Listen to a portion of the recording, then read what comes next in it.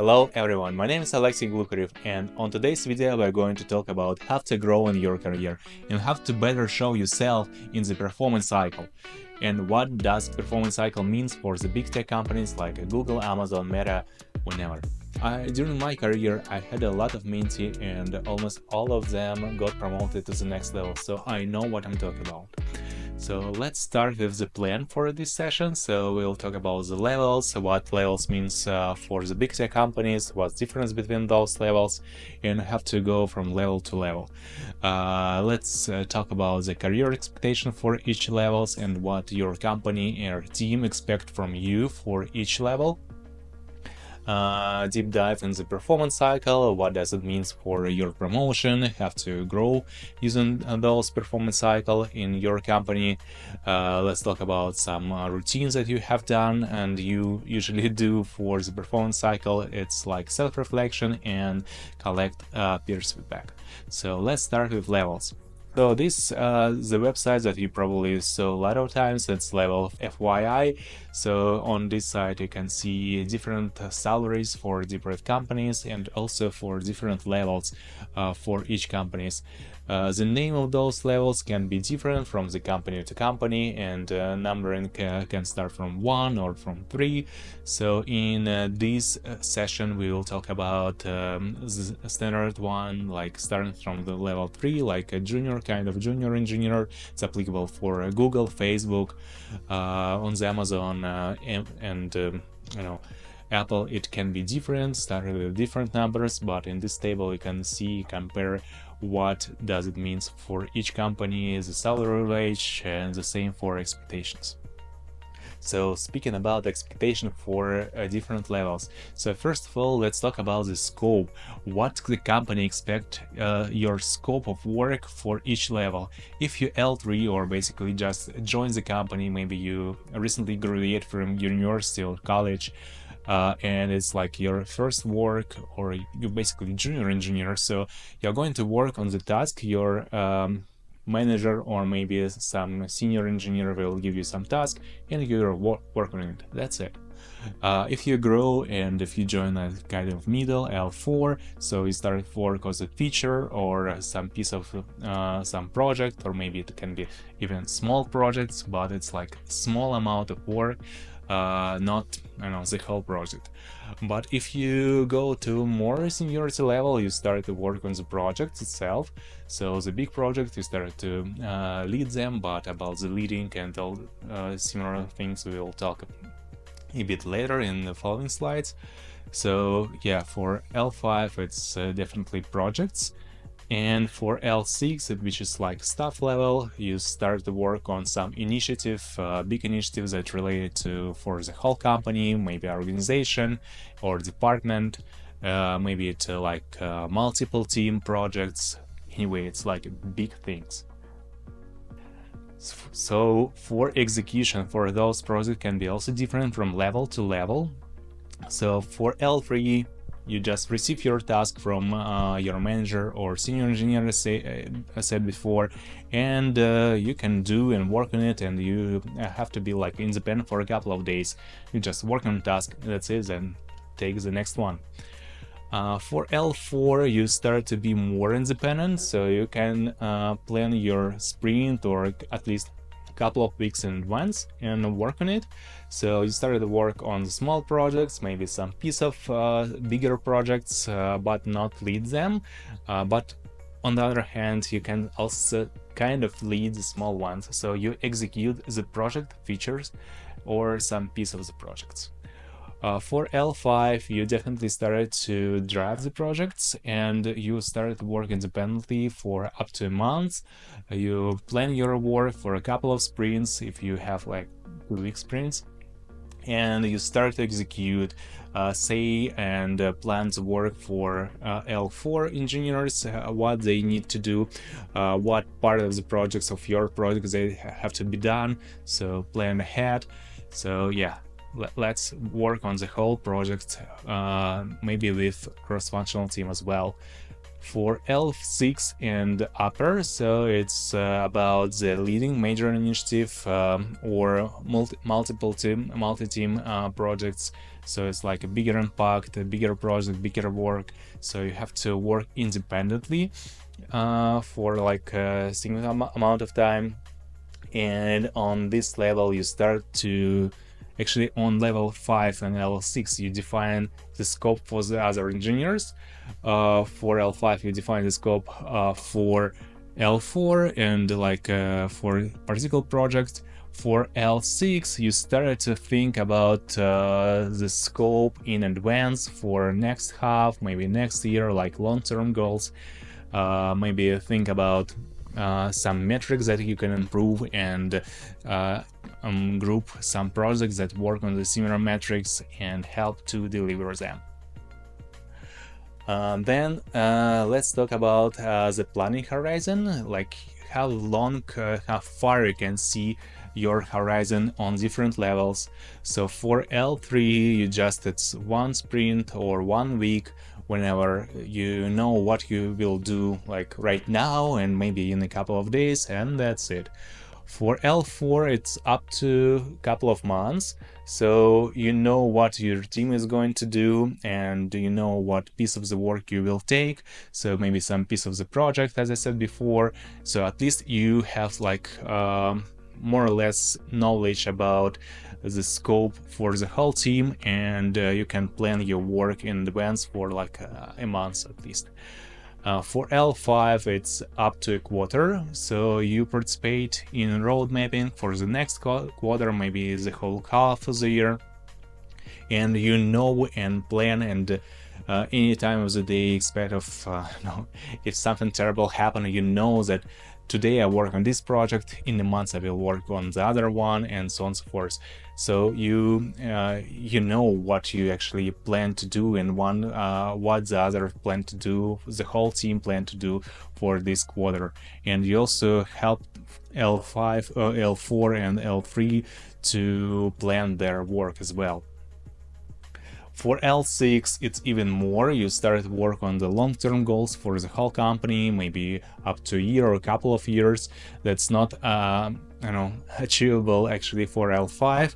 So you think in advance, maybe discover some blockers, maybe think about the company goals and you're currently not able to achieve them with current technologies, the current process, and you think about how to improve something like dependencies in advance to be able to achieve those goals. Or maybe some projects that you are not able to deliver in just a half of the year, in a quarter, you have to work in bigger amount of time. It can be like bigger redesign, bigger architecture, maybe some significant change in infrastructure.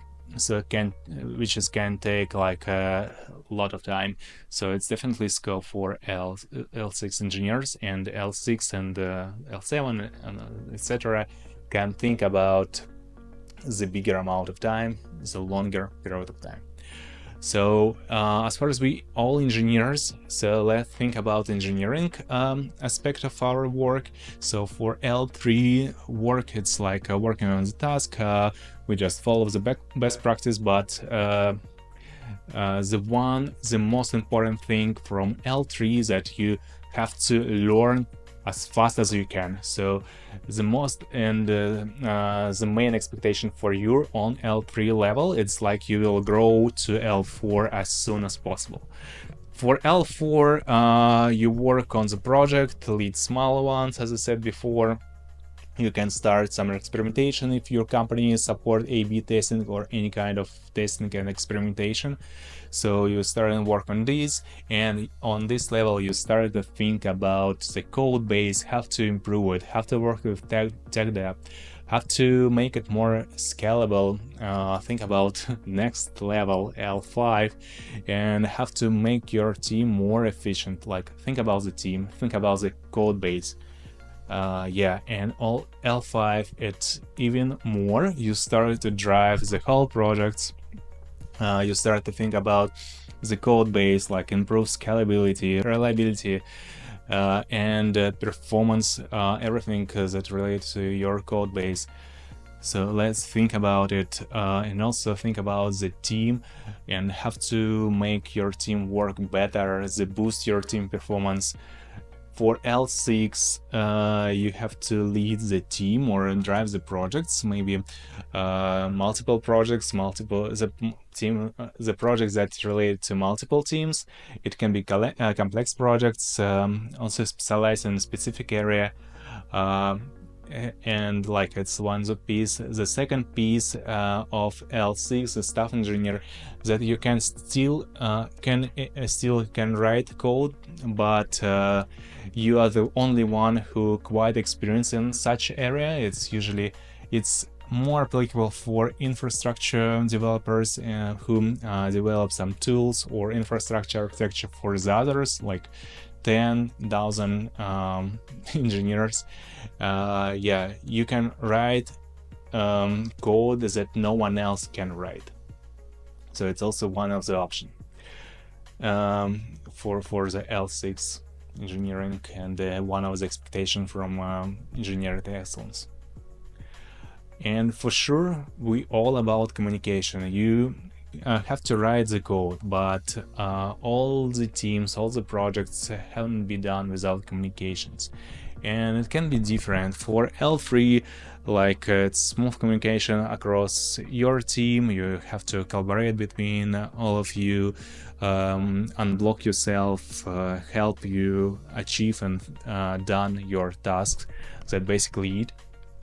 For L4, you have to collaborate more efficiently with team members, especially if it's a cross-functional team.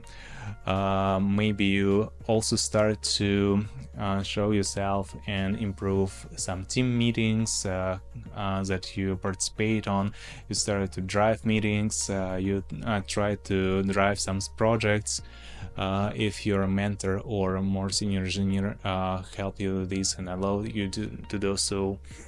For L5, it's always about communication, because on L5 you start to less write code but more communicate and participate on like bigger meeting, plan a lot, especially if design a lot of system, or maybe still write a code but for more complex stuff. And also on this level you start to participate in recruitment process. You conduct some interviews, especially lead code style interviews. And for L6, as far as we touch the topic about interviews, start to conduct behavior, maybe architecture, system design interviews. Yeah, it's like your particular collaboration with HRs. In terms of communication, you communicate not just with your team but across the organization. So L6 staff engineering, it's always about multiple teams, the whole organization, the whole departments. So you collaborate a lot across different teams, and you, as far as you drive the bigger initiative. So yeah, and for each level we have a growth timeline. It's like expectation from the company when and how much time you will spend on each level before you grow to the next one. So L3, it's obviously when you hired as L3, the company want you grow as soon as possible. So no one want to have a lot of junior engineers in the team. They want more senior ones, and expectation like in the half of the year you will perform on the next level on L4. On L4 it's like up to a year you started to perform, and expectation for you that in a year you will be promoted to the next level, or maybe sooner, like in a half of the year as well. So as soon as possible, but for sure the more senior you are, the more senior your position you're going to, the more time you need. So, and if you not got promoted for a couple of years, you can be terminated from the company as well. As far as expectation for everyone to go to the L5, and L5 is like termination level. It means that no one will push you to grow to the staff engineer, because the company don't want a lot of staff engineers, and not everyone from the engineering side want to grow to the next level. So a lot of us comfortable with L5 position like senior engineers, so no expectations here. But if you want to, you are able to grow, and for L6 and further positions, so you have to show performance for the next level during about 1 year, at least 1 year, and then say that, okay, I want to promotion. Actually, this type of things that we do applicable for any levels. So you have to perform in advance for the next level. Like if you're L4, you have to perform at least half a year or a year, depending on your company, for L5, and then say, okay, I already perform as L5, let's promote me. It doesn't happen like you said, okay, let's see, I think I'm ready for L5, let's promote me. No, it doesn't work that way. You have to perform half a year at least, and then say, okay, this is what I've done, this exactly that L5 work, and let's change my title and promote me, give me more money, basically. Performance cycle. So we finally get this topic that let's talk about how to actually get promoted and what performance cycle means for the big tech companies. So usually every half of the year, depending on the company, we have performance cycle. It means that you collect some documents, show them, and some committee or maybe your manager will evaluate you and promote you or improve your compensation. Or maybe if you failed and you done poorly your job, you can have some kind of punishment. So it's happening every half of the year. So one of the routine works that you should done for this performance cycle, for any performance cycle, it's like to write self-reflection. That means that you will collect any achievements that you have done during half of the year, collect in the same document, and send your manager and say, yeah, let's see, that's my work that I have done. And the other stuff is to collect peers feedback. So ask everyone, not everyone, that ask your peers, your team members that you work with, to provide some feedback for you. How to better to provide feedback, we will discuss in a moment. Self-reflection. This basically is the documents that you should write every half of the year and collect your achievement during the last half of the year. Collect everything that you have done, your impacts that you made, and send it to your manager and probably to program committee, performance committees that will evaluate you. So before you start it, review career and growth plan. It's really important things because any company has this career growth plan, and this career growth plan has keywords and important skills actually that you have to show for each level. Some piece of advice here. So don't think about the next level, think about 2 levels above. So for example, if you L4 and you want to be promoted to L5, think about what you should done for L6, and L5 will be more clear for you, more visible, more transparent that you should done for L5. So, and when you write your self-reflection, use the keywords from the next level, or if you L4, use keywords from L5. It's a really important one. So answering and collecting data for your self-reflection, think about that you answering behavioral questions on the interview. Use this one of the framework that you use for the behavior interview, like STAR, where you show, or where you show impact. You say that was an issue, the solution, action, and impact as well.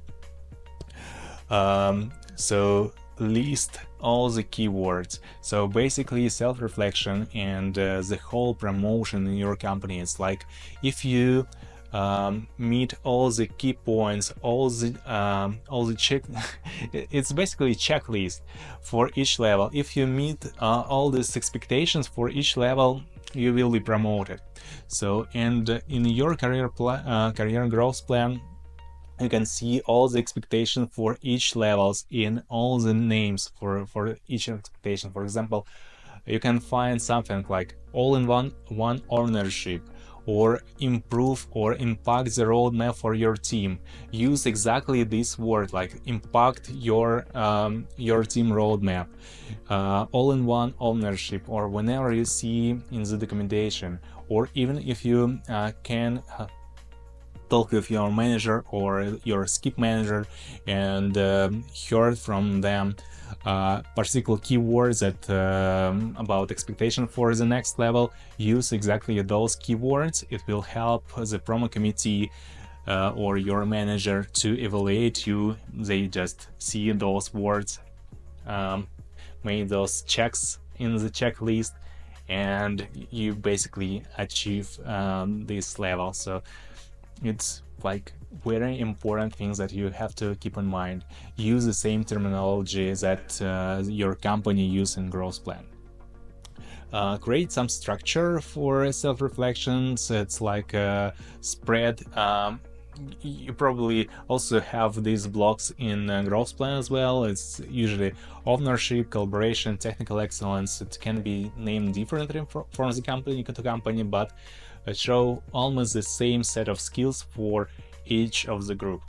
Just group differently and show skills for each groups with some example and proofs that you have you show this skill. For sure, if you mention some projects, but you have to mention some projects, you add metrics and particular impact for each project. For example, if you even done some small piece of project, like tiny piece, but the whole project improves the company metrics, revenue, or maybe its team metrics, you have to mention the project metrics itself. So because without your piece, without your small changes, this project it will not achieve and haven't been achieved those goals. So it's your particular impact even if you done something small for some projects. So always mention metrics and always mention some evidence for any achievements and any things in your self-reflection. So it can be a document in a Google Doc or whenever. It can be the link of discussion, maybe in some Slack thread, maybe email, or whenever communication system you use. So every time you mention something, you write something in self-reflection, mention some proof of evidence that you actually done this work. If you haven't done this, so you can also provide some and ask for feedback from your peers that say, okay, I'm not able to find some documentation that I show these skills, but could you highlight those skills in my feedback to me? Can you remember I actually done this one? Yeah, you can do so. So basically, for the self-reflection, you have to make those things, and also with a checklist for you that focus on the impact. It's like in behavior interview, focus on the impact for the team, for the company, what impact you made actually, what metrics you improved. Use your data metrics, as I said before, to prove that for your impact, basically. Highlight cross-team collaboration, because collaboration is always important. Any collaboration important to mention, but if you collaborate not just only in your team but outside your team, it's show your seniority. It's worth mentioning. You have to demonstrate ownership and leadership for your projects, that you deliver it, you run, drove them. So yeah, everything that related to ownership for the project. that you also show the challenges you face when you implemented or delivered some projects. Show some alignment with core values. It means that any company has its core values. It's the values that company appreciates, usually like 2-3 of those. Let's check with your company and use exactly those words, exactly those core values from your company, and that you show them for your self-reflection. It will be very important for you. You have to show the core values from your company. Just Google it, or use internal search, or ask your manager about the core values. And on any level, it's worth to mention that you continuously learning, continuously improving, and the next level, it's like not the termination level for you. You have to grow further. You learn a lot, and you want to learn a lot of more, and you collect a lot of learnings. Again, once you remember from the behavior interview, for some question, when you fail in something, you have to show your learnings. So the same you should do for a self-reflection as well. And yeah, once again, it's really important for anything that you mention in self-reflection, you have to provide clear evidence. It can be document, thread, some email, and so on and so forth. So peers feedback, it's another option and another routine for the performance cycle to collect feedback from the people you work with. And here's some piece of advice for you. Have to better to collect those feedbacks. To ask colleagues for feedback, it's better to ask people who is like one level above you. For example, if you're L4, it's better to ask for the feedback from L5. The next thing, it's like when you asking for some feedback, let's think, have you mentioned something in self-reflection that you lack of evidence, lack of proofs, but someone can prove and provide some evidence that you have done this piece of work, you've been amazing in collaboration in here and there. So ask about particular things. Yeah, it will help you, and it will help those people who will provide this feedback. For example, if someone asks you basically to provide feedback for the others, it will be hard for you to remember what the other person have already done for last half a year. So just think about it. And yeah, every time you ask, try to say that I want you to highlight these things, so the feedback will be more useful. And as the same, like for self-reflection, use the key term, keywords from the growth plan. So if you, the same checklist actually. If you want to go to the next level, show your skills, show exactly the same keywords from your growth plan for the next level, and ask your peers for the feedback that will highlight and show these particular skills with those keywords that you have to show for the next level. And for sure, work with your manager in advance, because when you start the things that you will grow, so as I said before, you have to show your performance in advance. You have to perform half a year, maybe a year as next level, and then ask for, I don't know, promotion. So when you start to grow, started to think to grow, started to work and perform at the next level, it's always need to work with your manager.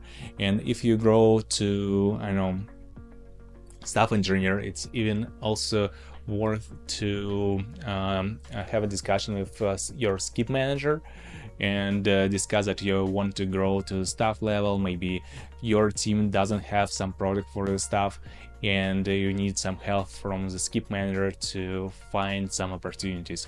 So work with your manager in advance. So only your manager can promote you. Without your manager, it's doesn't make sense at all. Yeah, thanks a lot. Thanks a lot for this video. If you have some advices, maybe some additional recommendation for the others, comment them. Yeah, if you have some questions, also feel free to ask me. I will answer everything. Like, share, and subscribe on my channel. See you in the next videos. Thank you.